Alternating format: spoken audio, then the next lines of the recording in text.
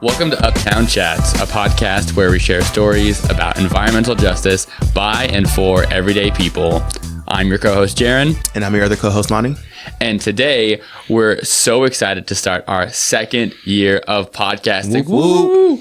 We officially made it through our first year, and I feel like we learned a lot. I feel like we learned a lot from our guests. I feel like we learned a lot about podcasting in general.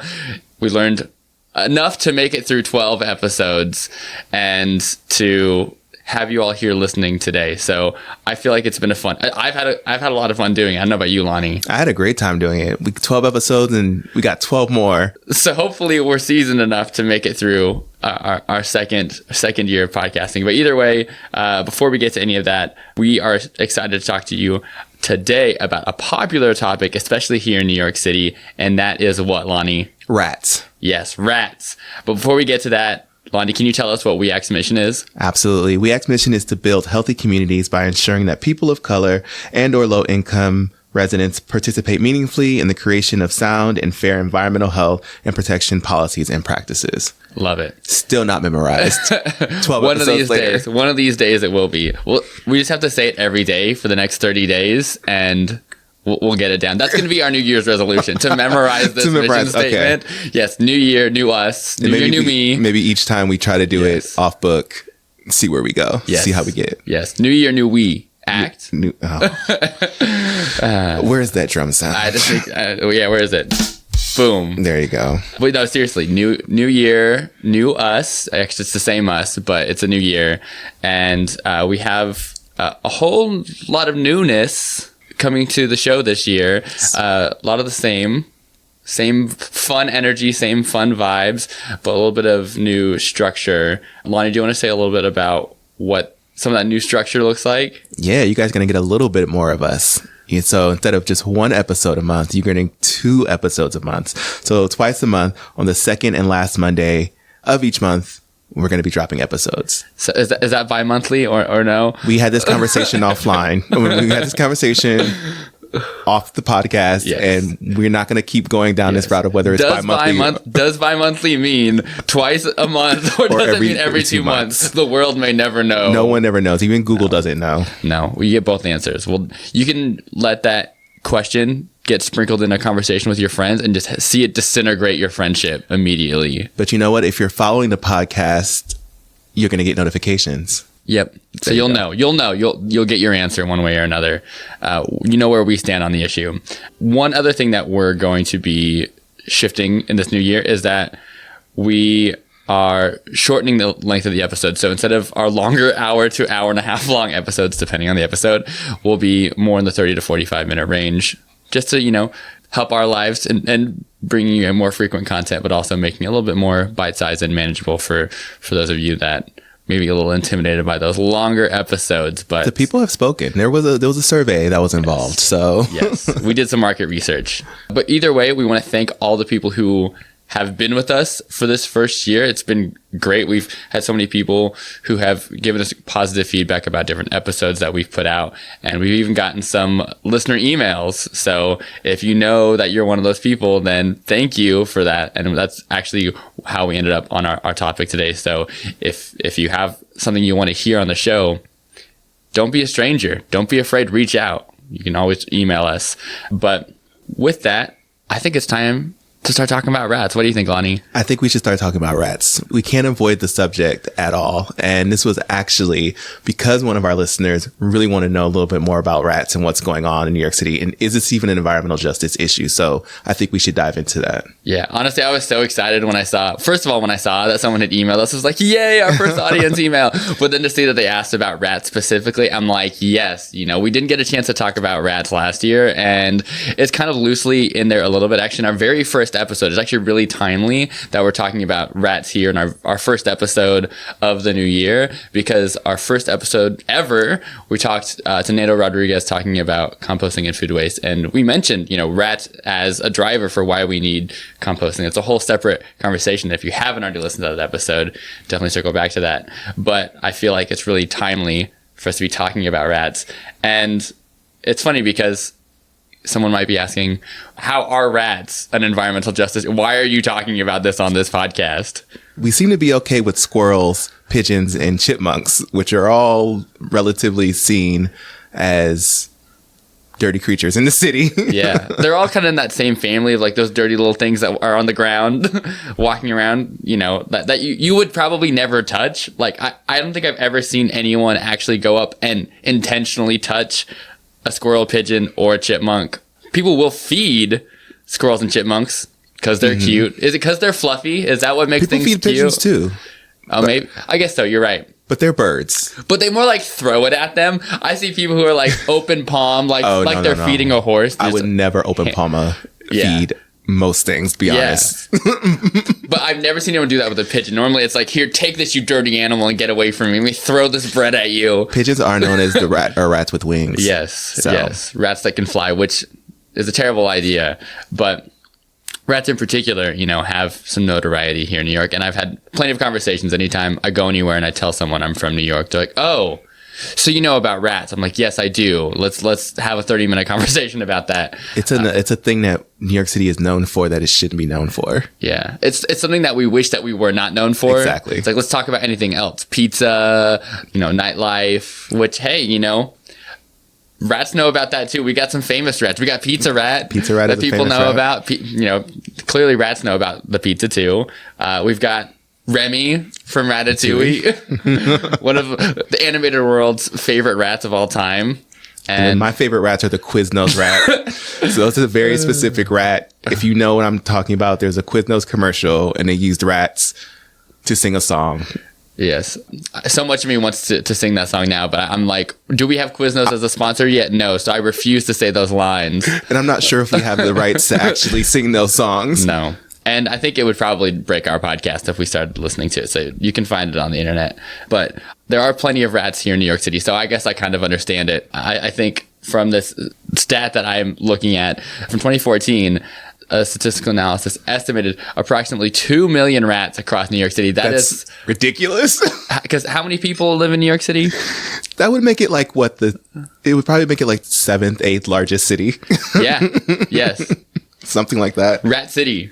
Rat City. New Rat City. New Rat City. Yeah. And I wonder if that statistic is from 2014 because I don't know how you measure the rat population because that must be very difficult. Yeah. But I just 2 million just seems crazy estimate to me.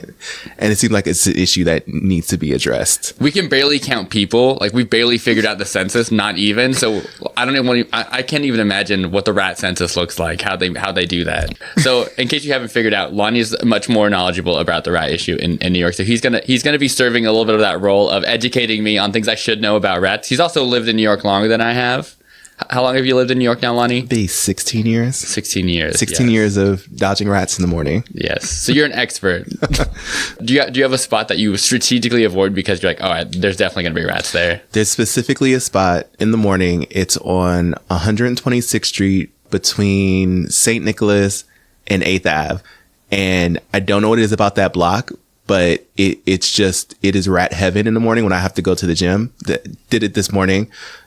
Just zipping across nonstop. It was like 4 or 5, 6 of them just, and when you come walking down and there's trash on the street, especially when there's trash bags on the street, they're just there. It's crazy. It's insane. And I interrupted their buffet.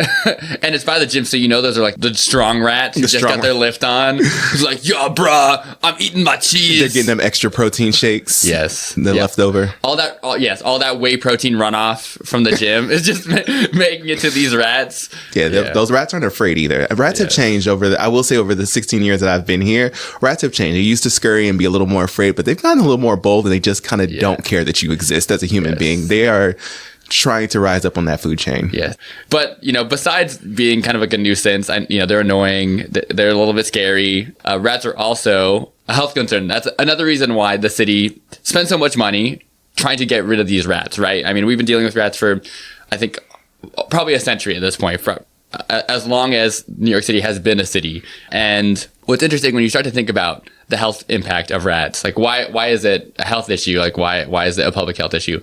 What's the first thing that comes to mind for you, Lonnie, when you think of like rats, health, bad? The bubonic plague. Exactly, right? That's where my mind goes to. And public health school, they love to talk about that too. Rats, plague, bad, we don't like them. And yeah, I think that's probably where most people's heads go too. And the piece to take away from that, what were rats' role in the bubonic plague or the Black Death, whatever you want to call it? Essentially, they were just carriers. So for anyone not familiar with that story of the rats and the plague, essentially they had this bacteria on them. They also have fleas because, rats got fleas. And because they had this bacteria sitting on them, these fleas would bite them, have some of their blood, and get infected with that bacteria. And then they would hop on over to us humans and be like, let's party. And then they would carry that bacteria over to humans. So essentially, rats are just this carrier, this little cesspool of bacteria, which is why they are maybe not so great for us to be around. And according to the CDC, rats carry diseases that can spread directly to humans from contact with rats themselves, rodent feces, urine, any of those byproducts of rats, also being bitten by a rat, not great, will transmit that bacteria. And a study from Columbia University Mailman School of Public Health right here in Northern Manhattan in 2014 found that rats carried pathogens like E. coli, salmonella, lots of other things that are not great for us. So, basically, long story short, rats are little cesspools of bacteria. So beyond being just annoying and scary, they also bad for our health. I now have a new fear of being bitten by a rat. That has never been a possibility. I've seen them jump. I've seen them do other things. Yeah. But being bitten by one, I've never thought about that. Now I am going to think about that. Yeah, because for me, I'm just afraid of being touched by them. Even just coming within inches of them, I'm like, I hate this. This is not what I want. If you look up just on YouTube, just New York City rats and just like Subway, you see like the people who are like, there's like videos of someone sleeping and there's like a rat just crawling up that person. And I can't imagine that happening to me. I don't know what I would do. That is legit a nightmare of mine. I feel like I can imagine the violent reaction I would have to waking up from that nightmare.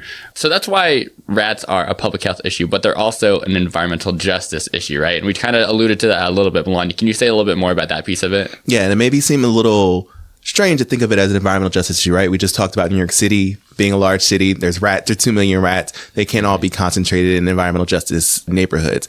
But because of sanitation inequity and redlining, which was a formal horrible practice, a discriminatory practice in which services were withheld from potential customers in neighborhoods and communities that were classified as hazardous to invest in. And a lot of those red line, quote unquote, communities were communities of color and low income communities. And a lot of that disinvestment has caused a lot of problems. And those kind of continue on to today, where we see a lack of sanitation in certain neighborhoods, whether it be litter basket pickups or lack of litter baskets, or not having certain pilot programs or waste containerization, or even caring enough to spend money in certain neighborhoods and areas in the city. And so that's how it kind of becomes environmental justice issues, because there's a disproportionate impact about rats and where they go and where they can thrive. Yeah, absolutely. And I think anyone who's just like done a long walk in the city, like that has, gone across more than one neighborhood, especially across neighborhoods, if there's a big difference in characteristics. So going from a more predominantly black community to a more white affluent community.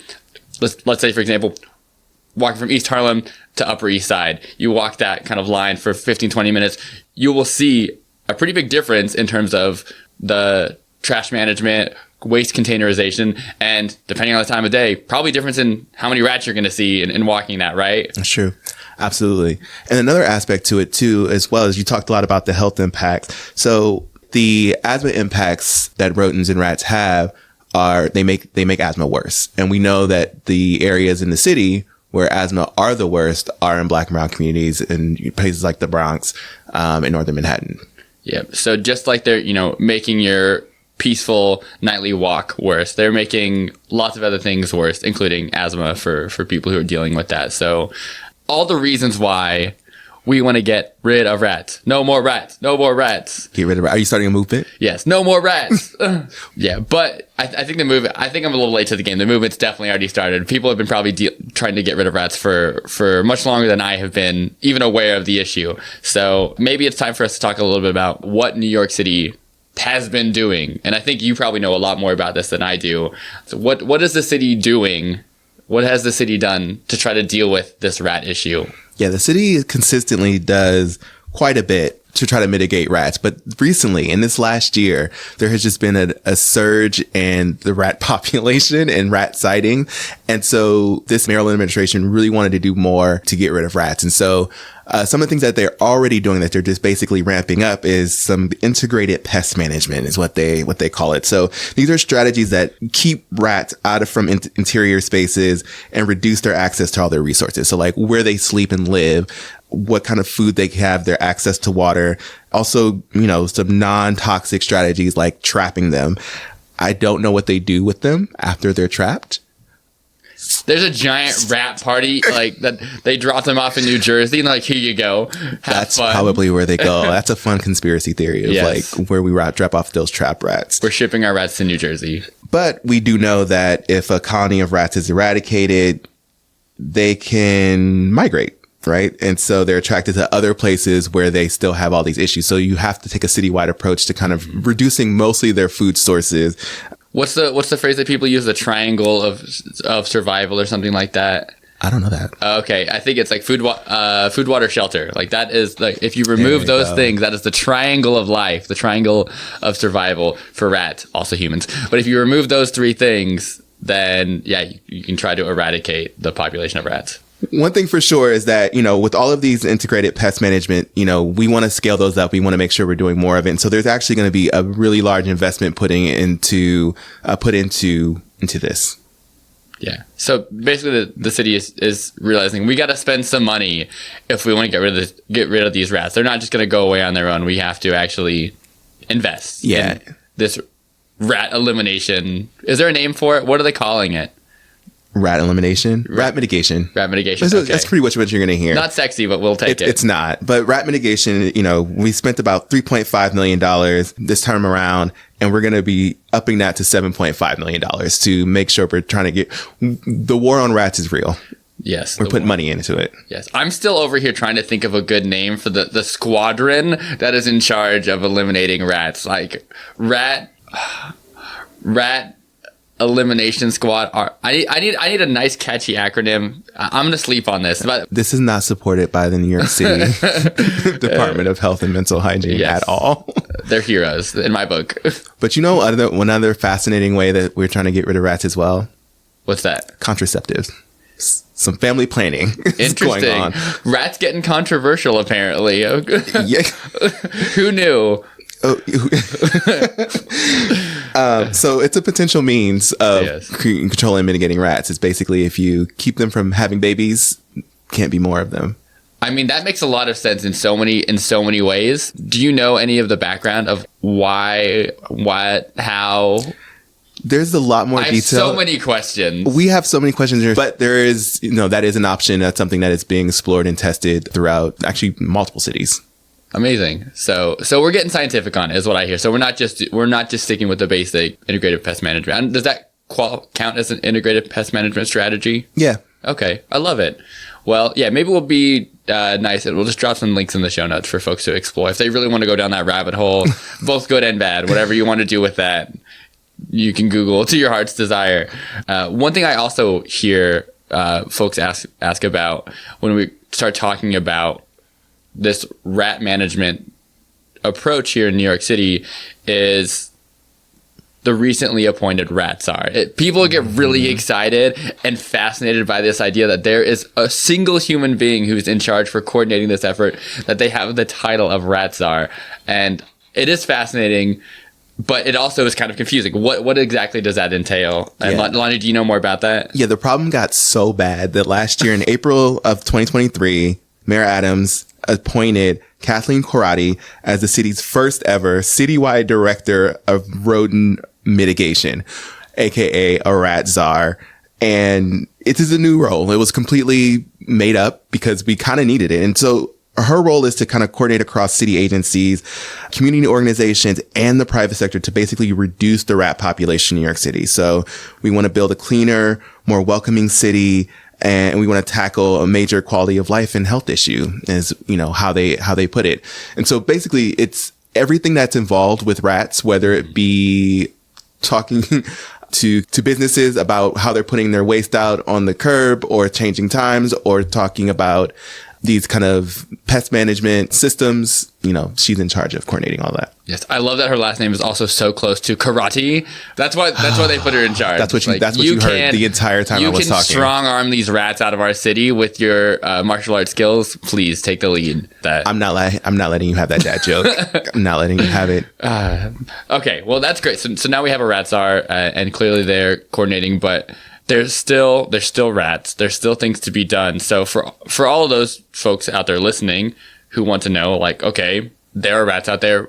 What can I do? How can I be a part of this rat fighting effort? I mean, even myself included. I was doing some, trash cleanup this weekend and happened to spot a rat in the process. And my first thought was, okay, now what? What do I do? So for folks who happen to be out and about seeing rats or are dealing with rats in and around their building, like, what are things that people do? Like, what are resources that are available to, like, regular people? One great resource is 311. I don't know if you've ever used 311 for anything, but it's an app. There's a website, there's a phone number, and you can actually report rat sightings if you come across them. And that actually helps build up a lot of great data. I know you're a data nerd. It creates a lot of data. I just did the finger push glasses. I don't have my glasses on, but it creates a lot of data. So it really helps the Department of Sanitation know where rats are, where they're being seen, so that they can make targeted actions for that. That's like one major thing that can be done for sure. Nice. I'm picturing this board in some DOH office with red string connecting these different points, trying to triangulate. We need to get the rats. This is what the rat czar office looks like, probably. Yes. What else can we do? Well, one resource that's available to folks is the Rat Information Portal, and this is basically a place that you can look for rat inspection results. So my understanding is that buildings and different areas of the city are basically inspected or have different inspections that are triggered by different things.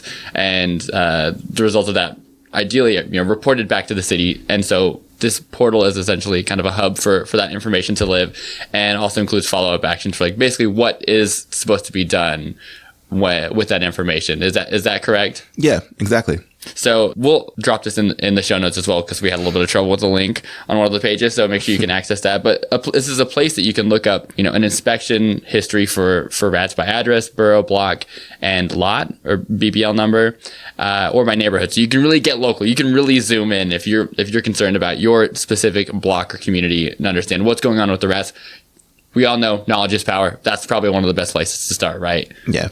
You can also, let's just be good citizens and use trash receptacles and litter baskets and making sure that we are keeping the city clean, because that's one way that rats thrive, right? Is our trash and garbage. So when we throw things out just on the street, not a good idea.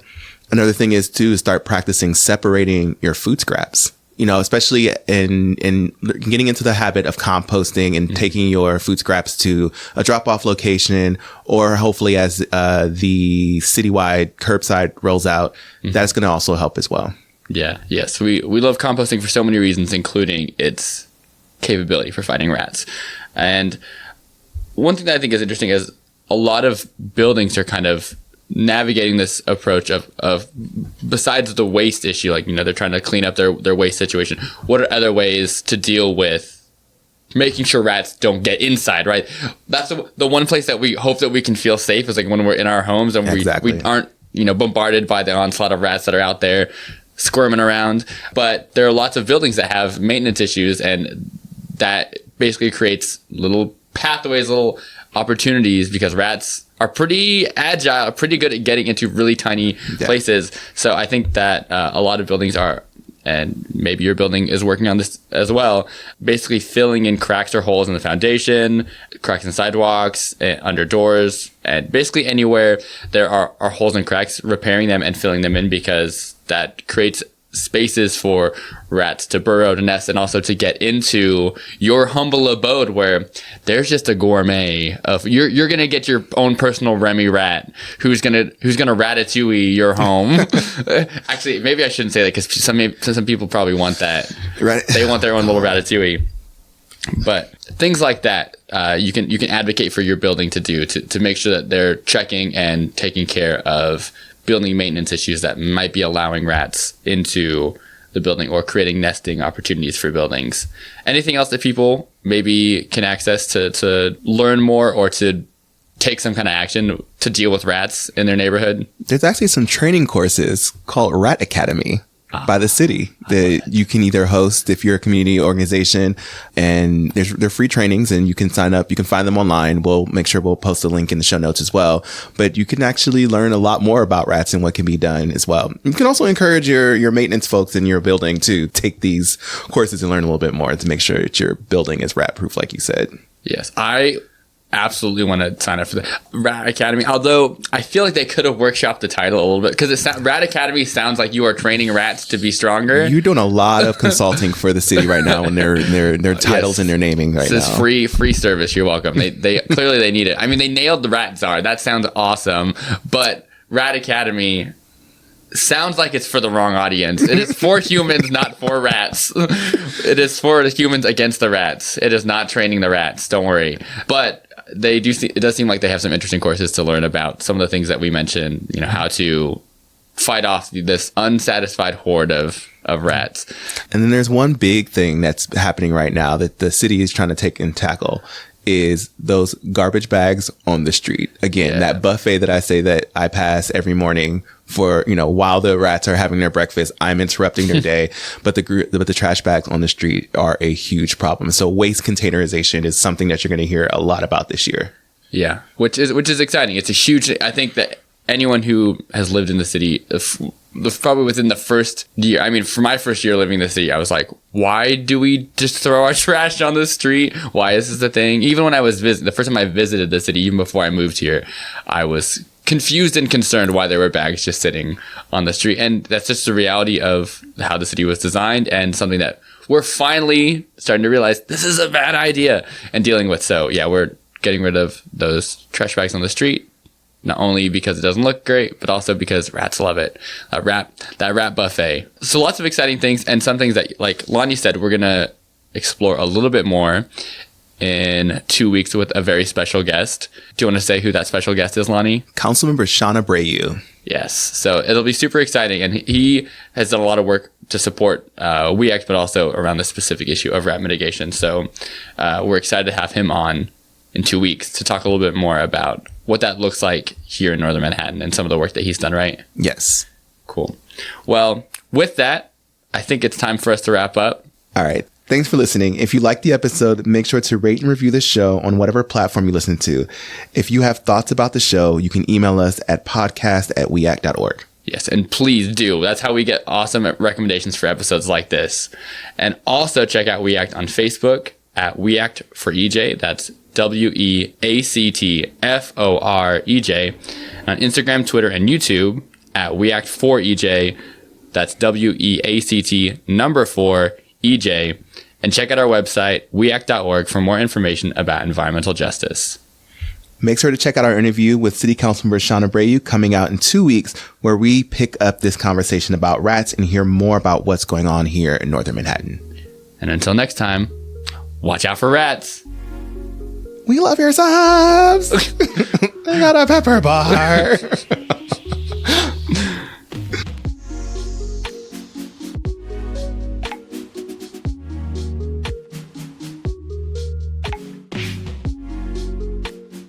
We Act is having our first membership meeting of the year, where you can meet Northern Manhattan, New York City Council members in District 7, 9, and 12.